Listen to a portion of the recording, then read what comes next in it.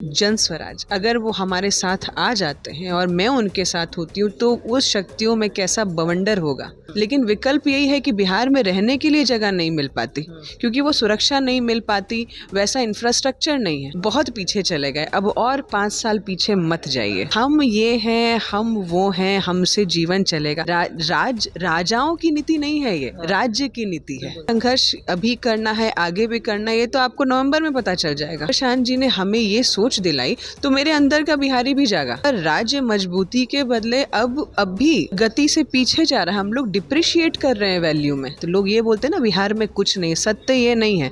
हमारी नदियां बहती हैं बिहार में, मेरे दादाजी से लेकर, मेरे पिताजी से लेकर, मुझ तक लेकर अभी तक कोई मॉडल चेंज नहीं हुआ। इसका मतलब वही कंटिन्यूटी चल रही है। नमस्कार, द इंडिया टॉप देख रहे हैं। मैं हूं अखंड ज्योति। आज हमारे साथ बातचीत करने के लिए चेतना झाम है, जन स्वराज थामली हैं और हमारे साथ बातचीत करेंगे। चूँकि इनके बारे में हम सबसे पहले आपको बता दें कि संघर्षशील जीवन रहा है।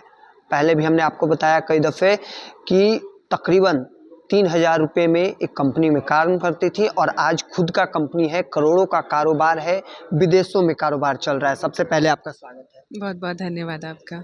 आज एक बिजनेसमैन के तौर पे हम सबसे पहले आपसे जानना चाहेंगे, चूँकि जो सत्ता में पार्टियां हैं उनको ना थाम कर, चूँकि भारतीय जनता पार्टी है, जनता दल यूनाइटेड है, राष्ट्रीय जनता दल कई बार सत्ता में आए, तो उनको आपने ना थाम कर जन स्वराज को थामना, वो अभी उस पार्टी को जो अभी संघर्ष कर रही है, अगले कई सालों तक करने वाले, तो ऐसा लगता है क्या वजह रहा?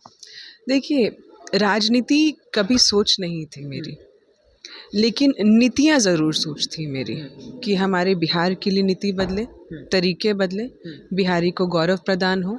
बिहार में अलग अलग तरीके की फैक्ट्री, सर्विस, चीज़ें सारी ऐसी जो दूसरे राज्यों में है वो हमारे राज्यों में हो। तो ये सोच सिर्फ हमने जब दूसरी पार्टियों को भी देखा, बहुत टाइम से ऑब्ज़र्व करते आ रहे हैं, कई वर्ष मेरे बीत गए, मेरी पढ़ाई लिखाई यहाँ पर हुई है, तो जब मैंने देखा कि कोई मॉडल चेंज नहीं हो रहा है। मेरे दादाजी से लेकर, मेरे पिताजी से लेकर, मुझ तक लेकर अभी तक कोई मॉडल चेंज नहीं हुआ। इसका मतलब वही कंटिन्यूटी चल रही है। तो कहीं ना कहीं इस पैटर्न को तोड़ना तो है। मान लीजिए कि आज के समय में भी माँ बाप अगर ये प्रेशर लें कि अगर मुझे अपने बच्चे को पढ़ाना है तो पहले वो धन संचय करें, वहाँ से शुरुआत होती है उतनी पीढ़ाओं की। जब दूसरे राज्य भेजते हैं तो प्लस आप उसके ऊपर मान लीजिए अगर 1 लाख पढ़ाई का है तो आप 2-2.5 लाख उसको खर्चा और मान करके चलिए। तो एक बिहारी परिवार में इतना प्रेशर होता है अपने बच्चे को बाहर भेजना। फिर उस बच्चे के ऊपर प्रेशर हो जाता है कि अगर मैं हारा तो दिक्कत और जीता तो और अगर हारा तो फिर मेरे पास विकल्प क्या है। बहुत सारे सुसाइडल केस भी आपने बिहार की लोगों में देखे हैं कि बच्चे पढ़ने जाते हैं और अगर अच्छा नहीं कर पाते तो सुसाइड भी कर लेते हैं। प्रेशर है। तो हम बिहारियों को जितनी ज़्यादा क्षति हुई है इतने सालों में, जबकि राज्य को और मजबूत हो जाना चाहिए था, पर राज्य मजबूती के बदले अब भी गति से पीछे जा रहा है। हम लोग डिप्रिशिएट कर रहे हैं वैल्यू में। तो ये जो सोच थी कि भाई अब इसके बाद, क्योंकि विकल्प राजनीति तौर पे तो मुझे वही दिख रहे हैं जो सारे आपके पार्टीज़ हैं। तो जब जन स्वराज जब आए, जब हमारे आदरणीय प्रशांत किशोर जी की जो सोच, जो विचारधारा, जो उनकी संघर्ष, जो उनकी जीवन शैली, क्योंकि यहीं से ही पढ़े हैं वो भी, उनका भी जीवन यहीं का है, बिहारी हैं वो, और वहाँ से जाकर दूसरों के लिए नीतियाँ बनाना या फिर वापस आकर के उसी संघर्ष को जीना, आप समझ रहे हैं। तो मतलब कहीं ना कहीं ये भी तो दर्शाता है कि हम सब एक लंबे अरसे से बहुत पीछे चल रहे हैं। तो जब वो आदरणीय प्रशांत जी ने हमें ये सोच दिलाई तो मेरे अंदर का बिहारी भी जागा, क्योंकि अब तक तो मतलब मैं जो कर रही थी वो ऊँट के मुंह में जीरे के बराबर है। लेकिन अब जब मुझे एक पार्टी का बल मिल गया है तो मुझे लगता है ये शक्ति कहाँ से कहाँ लेकर जाएगी किसी को पता नहीं है। लोग बोलते हैं संघर्ष अभी करना है, आगे भी करना है, ये तो आपको नवंबर में पता चल जाएगा। लेकिन सत्य ये है कि आज जो कमियां हैं उसका अभी तक तो 20% हमारे आदरणीय प्रशांत जी ने बोला है, मात्र 20%। और भी कठिनाइयाँ हैं, और भी उलझने हैं, लेकिन कहीं से तो शुरुआत करनी ही है हमें। तो शुरुआत यहाँ से, उनकी सोच, उनकी सूझबूझ, उनके नेतृत्व का तरीका, ये सारी चीज़ों ने मुझे प्रभावित किया। तो आज मैं बिहारी होने को, मैं ये तो बोल सकती हूँ कि मैं बिहारी जाग गई हूँ, और ये जागना ही है जो मैं जन स्वराज के साथ हूँ। एक तरफ जनता दल यूनाइटेड है, दूसरी ओर भारतीय जनता पार्टी है। ये वो सत्ता में पार्टियां हैं, इंडिया गठबंधन की तमाम पार्टियां।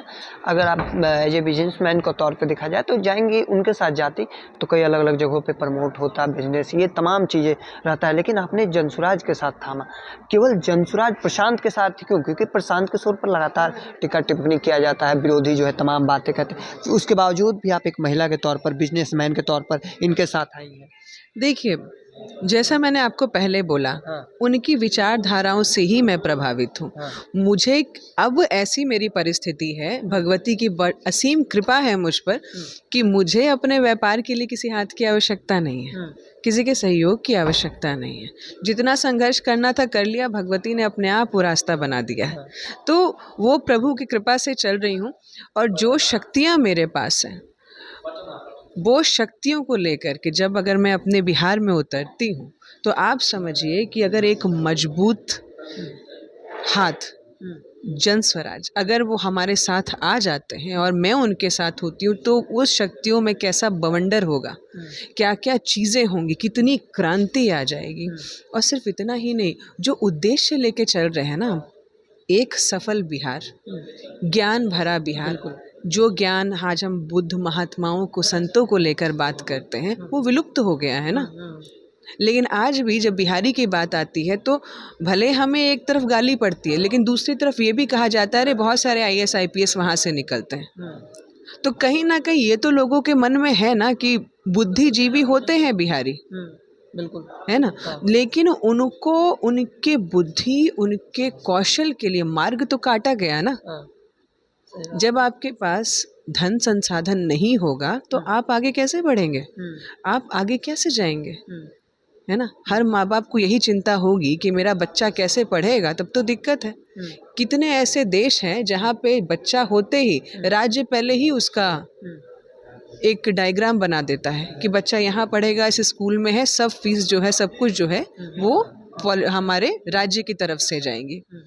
ऐसी सहूलियत यहाँ पे कैसे नहीं है। तो जब वो उनका मॉडल मैं देखती हूँ, जैसा कि हमारे आदरणीय प्रशांत जी बोलते हैं कि हर प्रखंड में जब तक नेत्रहाट जैसे स्कूल तैयार ना हो जाए, तब तक प्राइवेट स्कूल का खर्चा उठाएंगे, ये सत्य है। तो मुझे लगता है कि ज्ञान, पलायन रोकना, सर्विस सेक्टर को बढ़ाना, फैक्ट्री सेटअप करना, और सबसे बड़ी बात, लोग ये बोलते हैं ना बिहार में कुछ नहीं, सत्य ये नहीं है। हमारी नदियाँ बहती हैं बिहार में। लोग अभी के टाइम में हाइड्रोलिक पावर के ऊपर विजय प्राप्त कर रहे हैं। उनको ये लग रहा है अमेरिका, कनाडा, ग्रीनलैंड को लेने की तैयारी में है कि ग्लेशियर्स निगल जाए। दूसरा, चाइना डैम बना रहा है कि पानी रोके, और हमारे पास जो चीज़ है। और जब मैं सुनती हूँ ना, जब लोग बोलते हैं अरे बिहार में कुछ नहीं है, कुछ नहीं है, मैंने कहा आपने कभी रिसर्च बैठाया है, कभी किसी टीम को तैयार किया है कि ज़रा ढूंढे कि हमारे बिहार में जोग्राफिकली हम कितने महत्वपूर्ण हैं, क्या क्या ऐसी बेस्ट चीज़ें हैं जो हम कर सकते हैं। तो अब जब जन स्वराज आएगा, जब ये सारी चीज़ें होंगी, तो आपको पता चल जाएगा। मैं तो यही सबसे कह रही हूँ कि बहुत पीछे चले गए, अब और 5 साल पीछे मत जाइए। एक सवाल यह भी रहेगा कि पहले 2005 से पहले जो बिहार था, लालू प्रसाद यादव, फिर तेजस्वी यादव जब सरकार में आए, 17 महीने का लगातार अलग अलग जगह मंचों से लगातार बात करते हैं, किस तरीके से उनकी देखती हैं आयोजन, जो बताते हैं अपनी उपलब्धि बताते हैं तेजस्वी यादव, लालू प्रसाद यादव को लेकर? देखिए, कुछ उपलब्धि नहीं है। अगर उपलब्धि होती तो आज मैं और आप ये बात ही नहीं कर रहे होते, आपका माइक उनके मुंह पर होता, है ना। अगर उपलब्धियां होती तो मुझे ऐसा लगता है कि बच्चों के दिलों पलायन ही नहीं होता, बच्चों के दिलों में तकलीफ नहीं होती कि मैं अब यहाँ से नेक्स्ट क्या करूँ। आज के डेट में तो जो बेटियां भी है वो भी ये सोच रही हैं कि मैं अपने माँ बाप का ध्यान कैसे रखूं। पहले तो पुत्र की अवस्था होती थी, पर बेटियां भी ये सोच रही हैं। तो कहीं ना कहीं अगर आप युवाओं को सेंटर लेकर के बात करेंगे, तो उनकी जीवनी चलाने की बात करेंगे, उनको सुरक्षा देने की बात करेंगे, उनको शक्ति प्रदान करने की बात करेंगे। ये सब कोई बातें नहीं हो रही हैं। हम ये हैं, हम वो हैं, हमसे जीवन चलेगा। राजाओं की नीति नहीं है ये, राज्य की नीति है। मेरे और आपके साधारण मानवों की नीति है ये, और इसीलिए जन स्वराज की बारी है इस बार। चेतना झाम जन स्वराज का दामन थामी है। चुनावी मौसम है, तकरीबन कुछ महीने बचे हैं विधानसभा चुनाव में। कहाँ से उतरेंगी, कौन सा सीट होगा? देखिए, मैं इस पे कुछ नहीं बोल सकती, क्योंकि ये सब पार्टी के ऊपर डिपेंड करता है। पार्टी डिसाइड करती है किसको क्या करना है, क्या नहीं करना है। मैं एक सोच के साथ जुड़ी हूँ, क्योंकि ना मुझे ये चाहिए कि मैं आज एक अकेले, लोग ये बोलते हैं कि हाँ बिहारी हैं, बहुत सक्सेसफुल हैं, इन्होंने अंतर्राष्ट्रीय तौर पर अपना नाम कमा लिया है, और जब मैं बोलती हूँ ना मैं बिहार से हूँ, तो उनको ये लगता है कि अच्छा बिहार मतलब ठीक है। अभी भी बहुत अंतर्राष्ट्रीय लेवल पर बिहारियों को मतलब उनको पता नहीं है। ये पिछले साल आपने देखा होगा कि फ्रैंकफर्ट में, मुझे ऐसा लगता है, और एक और जगह पर अंतर्राष्ट्रीय लेवल पर छठ पूजा का आयोजन किया गया है ना।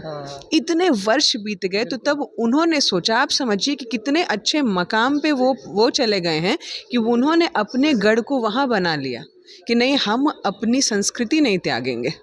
हाँ, और तो आपने बहुत सारे अमेरिकन बहुओं को भी देखा होगा जो उन्होंने छठ पूजा किया।